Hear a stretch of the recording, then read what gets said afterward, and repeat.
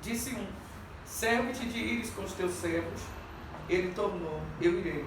E foi com eles. E chegados ao Jordão, cortaram madeira. E sucedeu que enquanto um deles derribava um tronco, o machado caiu na água. Ele gritou e disse: ai, meu senhor, porque era emprestado. Perguntou o homem de Deus onde caiu. Mostrou-lhe ele o lugar. Então Eliseu cortou o pau e lançou ali e fez flutuar. E disse: levanta-o. Estendeu ele a mão e o tomou. Louvado seja Deus. Nós conhecemos essa palavra. Eu estava meditando, eu fiz questão de anotar algumas coisas aqui nesse texto que nós acabamos de ler. O texto que nós acabamos de ler, falamos a respeito de um profeta chamado Eliseu, cujo nome no original significa Deus é a minha salvação. Quando nós falamos de Eliseu, nós entendemos que Eliseu foi aquele que recebeu a porção dobrada do Espírito Santo através de Elias. Esse Eliseu a qual nós falamos aqui, ele foi sucessor de Elias. Nós entendemos também que Eliseu era um homem de oração, era um homem que tinha intimidade com Deus, era um homem sensível à voz de Deus. Eliseu ele teve um ministério marcante, cerca de 50 anos sobre a face da terra, um ministério forte, marcado por grandes milagres. Mas o que mais me chama a atenção na história de Eliseu é que ele concentrava os seus esforços em atender a necessidade das pessoas que estavam à sua volta. E por conta disso, muitos milagres aconteciam através da vida de Eliseu. Além de profeta, Eliseu também era professor na escola de profeta. Essas escolas não eram escolas propriamente ditas. Elas tinham em suas funcionalidades em casas como essa aqui, onde eles pegavam casas, ajuntavam alunos e Eliseu se tornava professor na escola de profeta. E o texto que nós acabamos de ler vai nos dizer que esse mesmo Eliseu que era professor na escola de profeta, ele também ensinava algumas coisas aos alunos. E o objetivo de Eliseu na escola de profeta era ensinar seus alunos como defender a justiça dentro da sua nação, os preceitos da lei antiga e como prestar a Deus um culto racional, uma verdadeira adoração. Quando a gente fala de Eliseu como professor, como líder, a gente fala de um homem que tinha muita flexibilidade.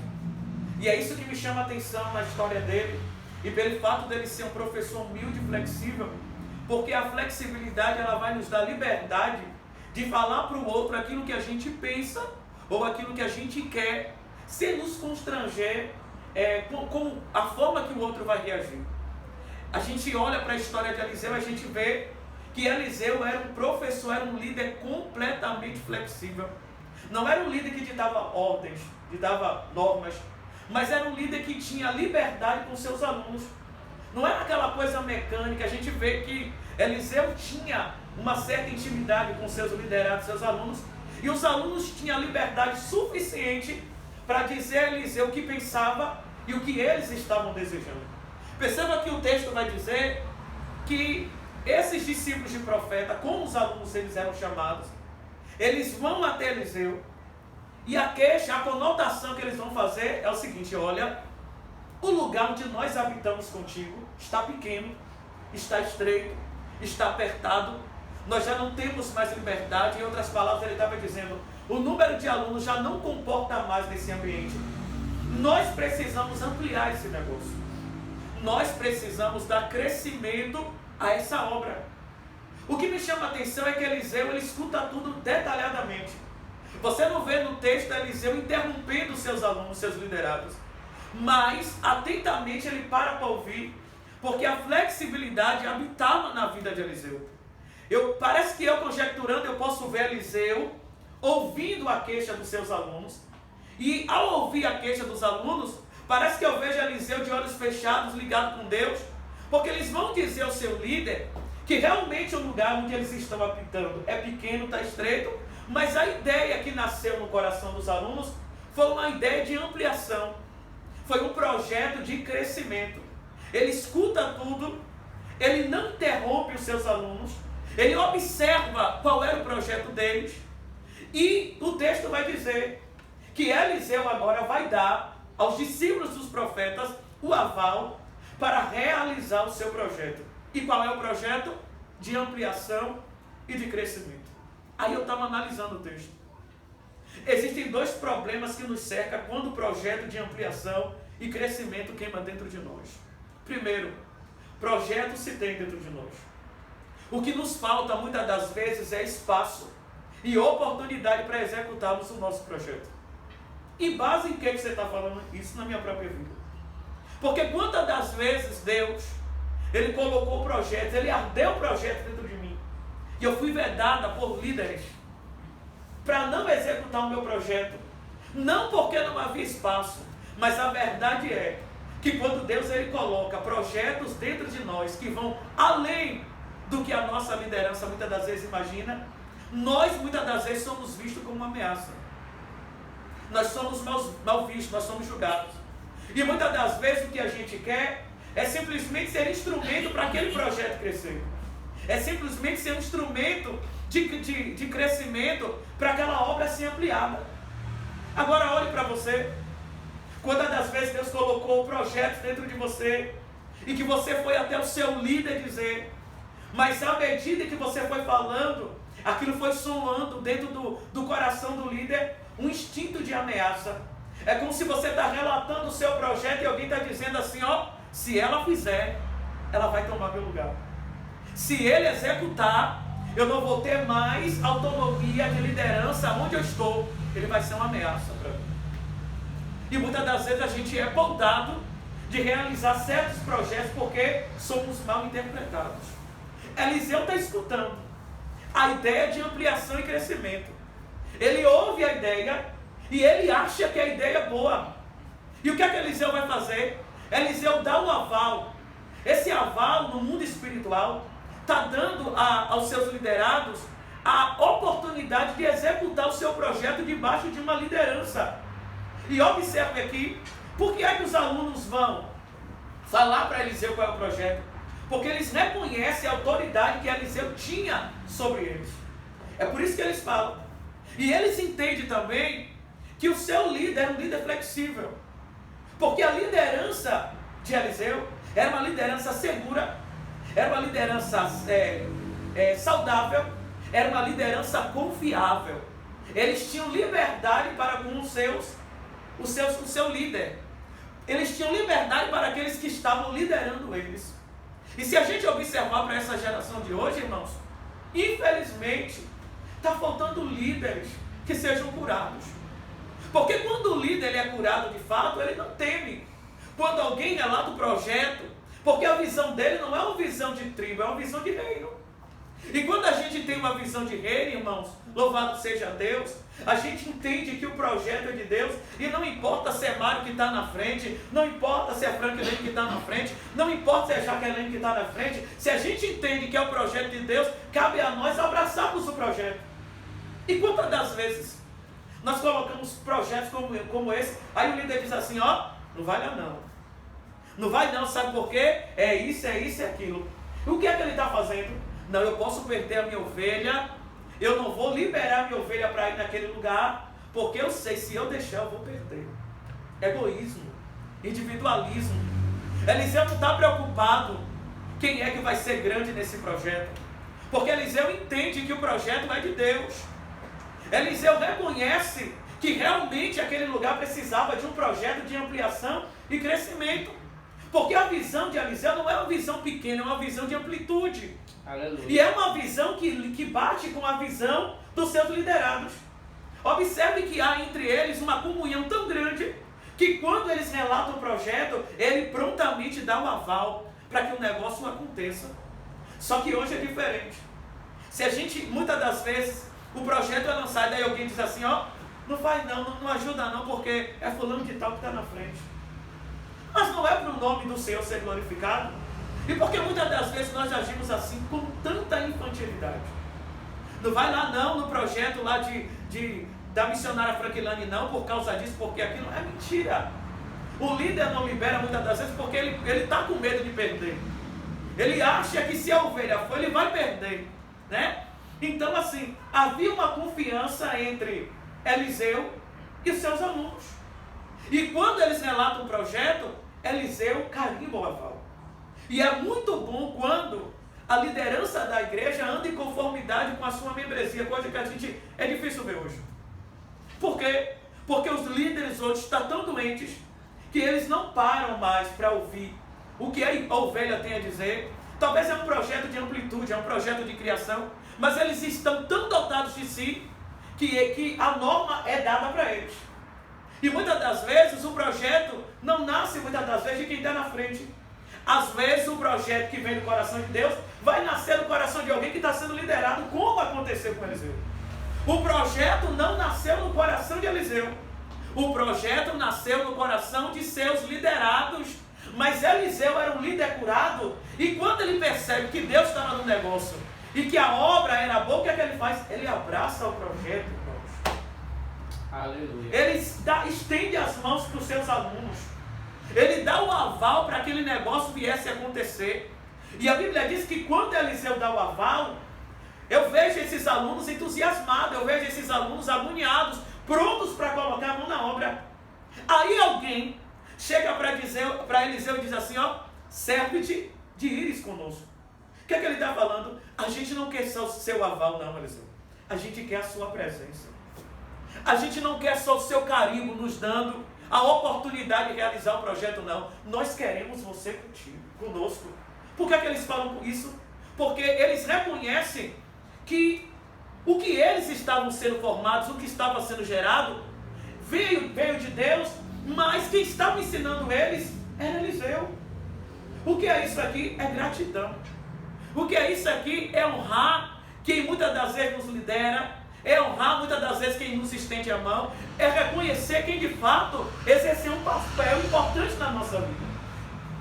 Mas hoje a gente está vivendo uma geração tão terrível, de alguém que está caído, muitas das vezes você estende a mão, e quando a pessoa está de pé, ela é incapaz de reconhecer que um dia você orou, que um dia você estendeu as mãos, que um dia você foi, quem sabe, uma boleta para que aquela pessoa pudesse caminhar.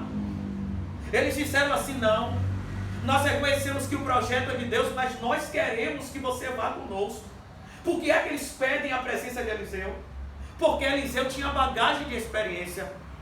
É como se ele estivesse dizendo assim, olha, nós queremos a vossa presença conosco, porque vai que alguma coisa não der certo, vai que a gente precisa de um conselho, e a gente sabe, Eliseu, que você tem essa bagagem de experiência suficiente para nos instruir nessa grande obra de amplitude, de crescimento, de amplitude do lugar.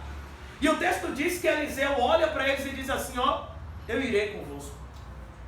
Eu vou abraçar esse projeto com você.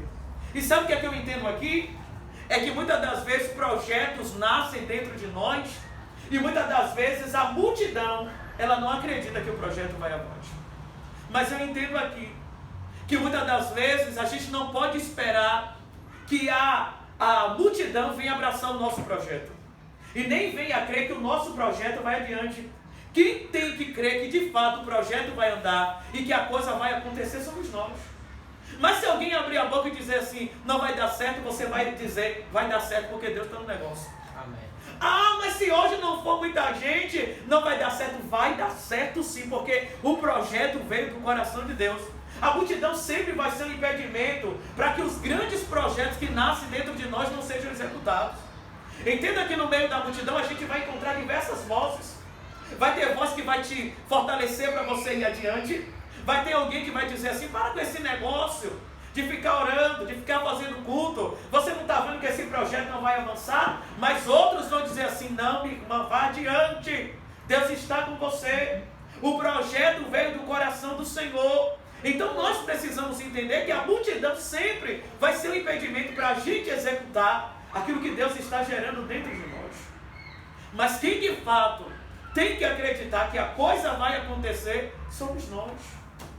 Quantas das vezes pessoas chegam até nós nos desmotivando? Quantas das vezes palavras de derrota são lançadas ao nosso coração para quê? O inimigo querendo nos desestimular, abalar a nossa estrutura, o nosso equilíbrio, para quê? Para que a gente não dê prosseguimento àquilo que Deus ele colocou no coração da gente. Eliseu acreditou no projeto. Eliseu abraçou o projeto que estava nascendo no coração dos seus liderados. E a Bíblia diz que eles olham para Eliseu e dizem assim, nós precisamos ir até o Jordão. Precisamos pegar vigas. E o que eram vigas? Eram simplesmente pedaços de madeira que eles iriam precisar para executar o projeto de ampliação e crescimento daquela obra. Precisamos ir até o Jordão. Eliseu dá o aval para eles ir até o Jordão. E a Bíblia vai dizer que Eliseu vai com seus liderados até o Jordão. Porque só no Jordão tinha a madeira que eles iriam necessitar para executar o projeto que estava nascendo no coração deles. Mas se a gente observar, o Jordão era um rio de águas sujas. Não tinha formosura no Jordão. Era um rio sem forma, não era um rio de aparência, não era um rio de águas claras, bonita. Mas era no Jordão que estavam os recursos que eles iriam precisar para executar a grande obra. E sabe o que é que eu entendo aqui? É que muitas das vezes Deus ele coloca projetos dentro de nós e nós queremos buscar em tantos outros lugares mais formosos os recursos que nós vamos necessitar para executar o projeto. E muitas das vezes Deus está trabalhando na simplicidade. No Jordão. É um Jordão simples, é um Jordão sem aparência. É um Jordão sem forma, é um Jordão sem muita beleza, mas é lá que estão os recursos que nós vamos precisar para a gente desempenhar essa grande obra. A pergunta é, será que nós estamos dispostos a ir até o Jordão, a vencer o nosso eu, o nosso orgulho? Será que nós estamos dispostos a ir num lugar simples como esse e tirar de lá os recursos que nós vamos precisar para executar essa obra? A Bíblia diz que Eliseu não está se importando com a beleza do Jordão. Eliseu não está se importando, de fato, o que o Jordão iria representar. O texto vai dizer que Eliseu entende que era no Jordão que estava a madeira necessitada e que eles simplesmente deveriam ir até lá para buscar madeira. O texto diz que Eliseu, ele vai até o Jordão, ele apanha as madeiras, as vigas, e ele retorna para a escola para desenvolver o projeto de ampliação que estava acontecendo ali. Só que o texto vai dizer que enquanto eles estão cortando a madeira, um daqueles alunos, um daqueles jovens está cortando um tronco.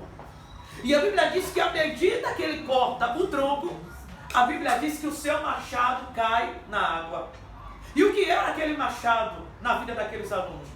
Eram simplesmente os instrumentos que eles estavam usando para executar o projeto que Deus havia colocado no coração deles. Aquele machado era uma ferramenta que eles estavam utilizando para executar o projeto que Deus estava colocando no coração deles. E vamos olhar para nós hoje. Quantas das vezes Deus coloca projetos no nosso coração e quantas ferramentas Deus entrega nas nossas mãos para a gente executar o projeto. E muitas das vezes, até no meio da execução da obra, do plano, do projeto, a gente percebe que alguém se levanta, alguém te calunia, alguém te aponta, alguém te apedreja, e por conta disso, nós queremos muitas das vezes guardar a ferramenta que Deus nos deu para executar a obra que Ele colocou no nosso coração. O jovem vai perceber que o seu machado caiu na água. E quando ele percebe que a sua ferramenta não está mais nele, ele se desespera. Perceba que ele diz assim, ai meu Senhor, era emprestado. Ele estava dizendo, olha, eu tinha uma ferramenta na minha mão, mas a ferramenta não era minha. A ferramenta era emprestada para que eu pudesse realizar essa obra. Por que é que ele se desespera e que ele quer pegar a sua ferramenta? Porque quem nasceu para trabalhar na obra, irmãos, não aceita ficar parado. Quem Deus coloca, quem Deus confia uma ferramenta, quer frutificar. Não aceita ficar estacionado, não quer ficar parado no banco de igreja. Por quê? Porque Deus confiou uma ferramenta. E quantas ferramentas Deus ele tem confiado nas nossas mãos? E a pergunta é, será que nós estamos usando de fato as ferramentas que Deus ele colocou nas nossas mãos? Porque quando Deus ele coloca uma ferramenta, Ele coloca também a habilidade para usar. Deus nunca vai colocar uma ferramenta na sua mão e sem que você tenha habilidade para usá-la. Aquele menino estava usando com muita destreza a sua ferramenta, mas por algum momento de distração, ao cortar o tronco, a ferramenta caiu na água. E o que me chama a atenção é que ele faz questão de dizer que a ferramenta não era dele, a ferramenta era emprestada. E que ferramentas são essas que Deus nos emprestou? Os nossos talentos, os dons espirituais, que o Senhor colocou sobre as nossas mãos, e que muitas das vezes, por conta de tanta luta, nós queremos enterrar. A Bíblia vai dizer lá em Mateus 25,14, que um certo homem ele resolve sair do seu país. Ele chama seus servos e diz assim: vou distribuir alguns talentos. A um ele dá 5, a outra ele dá 2 e a outra ele dá 1. E o texto vai dizer: quem ele deu 5 granjeou mais 5. Quem ele deu 2 granjeou mais 2. Quem ele deu 1 não granjeou, enterrou seu talento. Porque quem sabe achou que não tinha habilidade para desenvolver aquilo que o seu servo estava confiando nas mãos dele. E será que é diferente conosco hoje? Quantas das vezes Deus coloca dom, Deus coloca talento, ferramentas para ajudar na obra, e muitas das vezes você olha para você e diz assim: ah, esse dom não é para mim não, é para fulano. Essa ferramenta não é para mim não, é para outra pessoa que sabe usar com habilidade. Mas Deus confiou nas nossas mãos. E a verdade, irmãos, é que Ele vai requerer cada dom. Ele vai requerer cada talento que Ele nos confiou. A Bíblia diz que Pedro, ele sai para pescar. Ele pesca a noite inteira, mas naquele dia o mar não estava para peixe. Pedro volta frustrado daquela pesca, e a primeira coisa que ele vai fazer é lavar a rede, porque a ideia de Pedro era guardar a sua rede. Só que Jesus está observando ele. Jesus chama Pedro e diz assim: olha Pedro, vem cá, eu estou te observando, e parece que eu vejo Jesus dizendo: eu vou te dar uma nova direção. Volta lá no mar alto. E o mar alto é um lugar de perigo, de grandes ondas e tempestades. Vai lá, volta de novo, lança de novo a tua rede. Aí ele diz assim: Senhor, eu trabalhei a noite inteira, mas é o Senhor que está mandando. Sobre a tua palavra eu lançarei a minha rede. E a Bíblia diz que quando o Senhor dá esse direcionamento a Pedro, Pedro lança a sua rede. E para surpresa de Pedro, irmãos, a pesca foi maravilhosa, a ponto dos amigos dele ter que ajudá-lo, porque parecia que as redes, o barco ia pico de tanto peixe que Pedro pescou. Mas houve um momento na vida de Pedro que ele quis guardar a sua rede, por um momento de frustração que ele viveu. Será que é diferente conosco hoje? Quantas das vezes nós queremos guardar as nossas ferramentas, os dons, os talentos que Deus nos deu, porque somos frustrados. Frustrados por uma decepção, frustrados por um levante, frustrados porque alguém não entendeu o nosso sofrimento, não entendeu a nossa dor, nos julgou, nos apedrejou. Nós muitas das vezes temos esse pensamento, porque somos seres humanos. Queremos muitas das vezes guardar as ferramentas que Deus nos confiou. Só que Jesus mostrou para Pedro que ele ainda poderia usar sua ferramenta e com muita mais habilidade. Não é diferente conosco hoje. Nós estamos vivendo momentos difíceis na nossa vida. E nesses vales, muitas das vezes, uma mão não é estendida. Às vezes você não escuta uma palavra de ânimo. É como se fosse um peniel entre você e Deus naquele negócio. Mas o Senhor, Ele sempre vai nos fortalecer a ponto de nos animar e dizer: lança de novo a tua rede. Usa de novo a tua ferramenta. Usa de novo o teu dom. Mas Senhor, eu estou assim, você esqueceu que você não recebe nada se do céu não for dado? É como se Jesus estivesse dizendo assim: olha, a força que você tem para usar a ferramenta sou eu que te dou. A unção que você precisa para usar a ferramenta que eu te confiei não é tua, vem de mim, vem do céu. É por isso que muitas das vezes a gente está tão desmotivado, tão desanimado, e às vezes a gente recebe um convite para ir louvar, para ir pregar, a gente diz: Senhor, nós estamos hoje completamente dependentes do Senhor. E é nesses dias que Deus mais nos surpreende. É nesses dias que Deus, pela sua infinita misericórdia, mais derrama do seu Santo Espírito. E as pessoas são renovadas e Deus mostra a sua glória. O texto vai dizer que essa ferramenta ela caiu sobre a água. Aí Eliseu diz assim: olha, você lembra onde você deixou cair a sua ferramenta? Ele disse assim: eu lembro. E ele mostra o lugar onde a ferramenta caiu. Às vezes nós até lembramos onde a ferramenta caiu, O que falta em nós, muitas das vezes, é predisposição para ir buscar a ferramenta que foi caída. Porque reconhecer só que caiu não é o bastante. O que é o bastante para o Senhor é fazer o caminho de volta.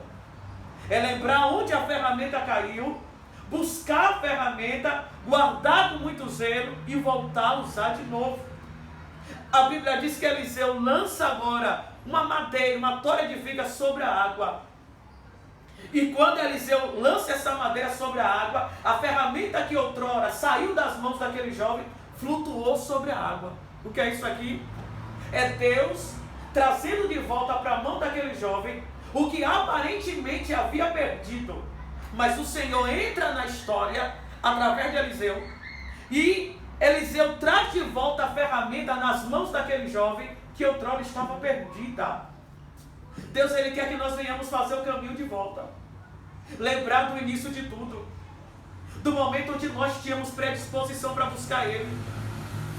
No momento onde a gente não olhava para as circunstâncias, mas o que a gente queria era simplesmente entrar no nosso quarto, dobrar o nosso joelho, para buscar a presença do Senhor. Esse jovem teve que fazer o caminho de volta, lembrar onde a ferramenta caiu, para restituir aquilo que outrora estava perdido. O que é que eu vejo aqui? A intervenção de Deus em favor da vida daquele jovem. Deus trabalhando para colocar de novo nas mãos dele a ferramenta que supostamente havia caído. E eu entendo que quando Deus, Ele coloca de volta, Ele restaura aquela ferramenta, Deus derrama mais do seu espírito. Ele entrega mais habilidade, Ele entrega mais ousadia, Ele entrega mais poder para nós usarmos a ferramenta que Ele nos emprestou. O que nós precisamos saber é que Ele nos confiou e que independente como esteja o nosso estado de espírito, nosso emocional, nós vamos ter que dar conta daquilo que Ele nos confiou. Deus muitas das vezes Ele não está limitado como nós estamos diante dEle. Deus não está limitado se você está triste, se você está abatido. Quando Ele quer usar, Ele usa. Você triste, você sem força, você abatido, por quê? Porque Ele não se limita às nossas emoções para nos usar. É por isso que muita gente não entende. Eu persegui, eu falei mal, eu me levantei, eu fiz de tudo para que ela parasse de usar a sua ferramenta e ela está usando com muita mais habilidade. Mas eu levantei calúnia, eu conspirei, eu criei uma panela, porque o meu intuito era tirar ela de cena e ela não entende muitas das vezes o porquê tudo que ela fez não deu certo. Porque é Deus que nos direciona. É Deus que nos fortalece. E quando Ele nos confia os seus talentos, os seus dons, as suas ferramentas, Ele também se responsabiliza de nos levantar, de nos fortalecer, para que os nossos inimigos venham ser confundidos. Que o Senhor possa alcançar os nossos corações nessa noite. Que nós possamos fazer o caminho de volta. Que possamos guardar